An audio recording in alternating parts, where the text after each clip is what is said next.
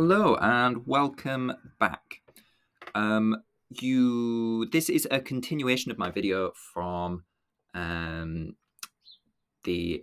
sample resources from Cambridge International's A-Level English Language, Paper 1, Question 2, in Section B. There you are. So your text should already be covered in annotations. You should go above and beyond if you're doing a practice. This is for your revision. In the exam, your text isn't going to look like this. It's going to be perhaps a little messier. But hey-ho, we can't be perfect, can we? I am now going to do the next step, which is obviously, how on earth do you write this up? One of my favourite phrases in education is there's more than one way to skin a cat. It's quite a gross one, but I like it because it's memorable.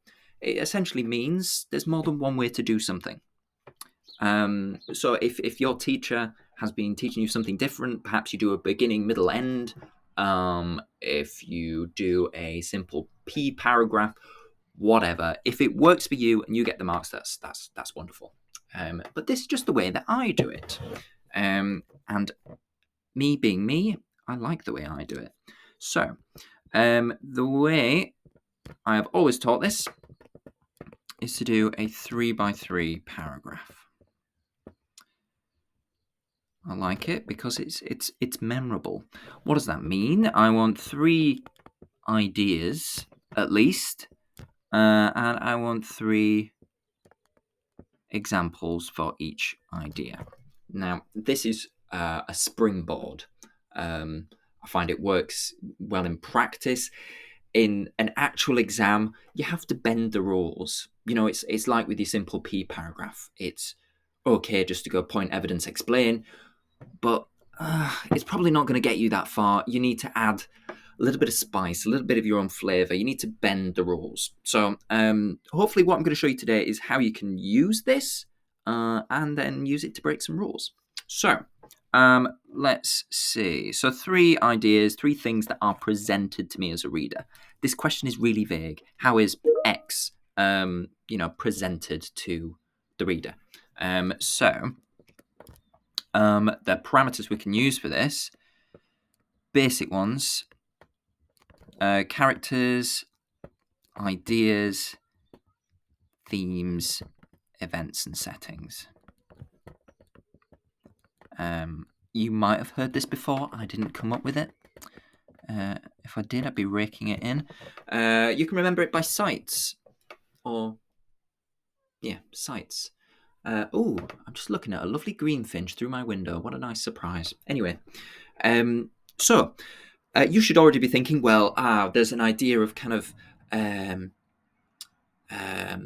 competitiveness between Ottolenghi and Australian identity, or you could be thinking the kind of characters that are portrayed in this, particularly Helen.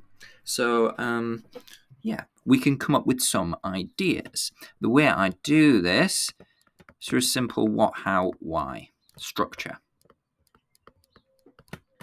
So these are basic questions that we're going to use to make some really intelligent analysis with. So what is presented to the reader? Initially, I'm going to say something like Helen Go as an incredible chef. Something like that. So here is one of my ideas, right? My how, well, let's see. I can use my analysis from earlier. Let's say let's use this funky coloured pen. Let's check it. Nice and narrow. I don't like a chunky pen. Let's say I could use this piece of evidence. I like the embedded clause. Look at that pen. Isn't it lovely? Embedded clause. I've got its. Hang on. I need to slow myself down. There's lots of proper nouns to do with her. And let's think. What else? Third piece of evidence.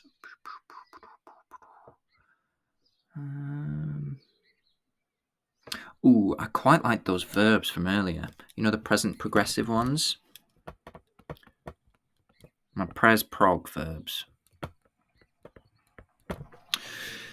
Now, the why is the part where you're going to get your marks. This is your analysis. So that is the part where you're saying, well, why have I used these structural things? Why has the writer used these structural things? What do they want me to think? What are they wanting me to interpret? Why have they used those present progressive verbs as an example? So we do that already. And here's the part where we link to form as well. So there's a lot going on in the why part. Let's see if we can break it down and have a look at it. So if I take as an example, let's take my embedded clause. My why is it's okay, yeah, it's additional information, but, or rather, and it's meeting the informative purpose of the text.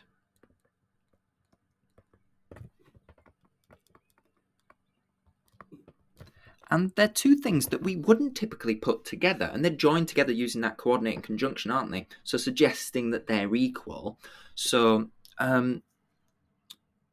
it shows us that really she is quite amazing. She's multi-talented, she's multifaceted, she's all of the things that I am as well. You know, it's just all there. So additional information, additional. Oh, you can see where I put two ideas together. So additional information / I'm going to just get rid of that. It's informative, but it's me. Oh, I messed up a bit. Should I rub that out? Let's just sort that out. Just bear with me. Who needs editing when you can just make mistakes live?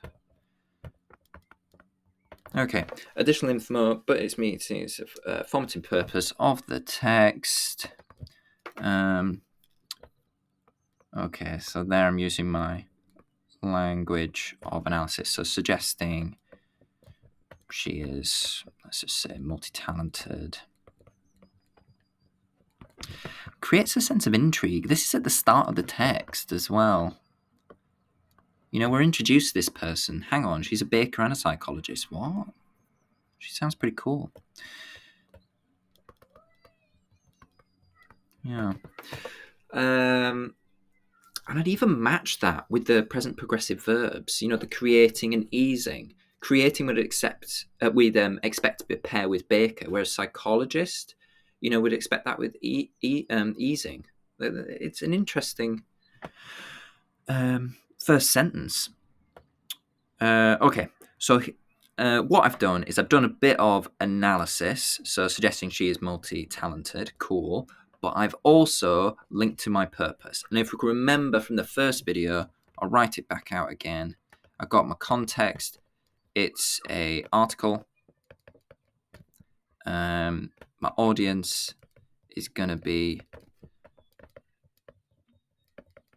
Australian foodies. Well, that's my primary audience. Because it's online, it's going to be a really wide audience, right? And my purpose, we agreed, was primarily to inform, but also entertain. So, I mean, there's more I can say about that, but to the point I go on ad nauseum, it's less fun. Surprise! What I have is an example over here, which is far more interesting to look at rather than me yabbering on. So let's do a bit of marking. So remember, I've got my what, how, and why. Let's keep an eye out for that. There's my basic structure. Let's see how I played around with it. So the text initially presents Jo as both innovative, practical, contrasting her with Ottolenghi's more traditional approach. Okay, cool. So there is my what. It's pretty clear. That's an old-fashioned point sentence.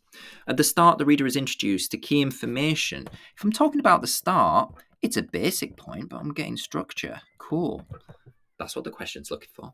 The reader is introduced to key information about the chef through the embedded clause, more structure, baker and psychologist, effectively meeting the informative purpose of the article. Cool. So there is my why. In this clause, the coordinating conjunction I'm showing off with my language knowledge and suggests she is multifaceted, utilising both her practical and intellectual skills equally. Here's some analysis. Very nice. This is further supported by the dynamic verb creating and the stative verb easing. Just a reminder, dynamic verb, something physically is happening. Stative verb, something isn't happening. It's like to love.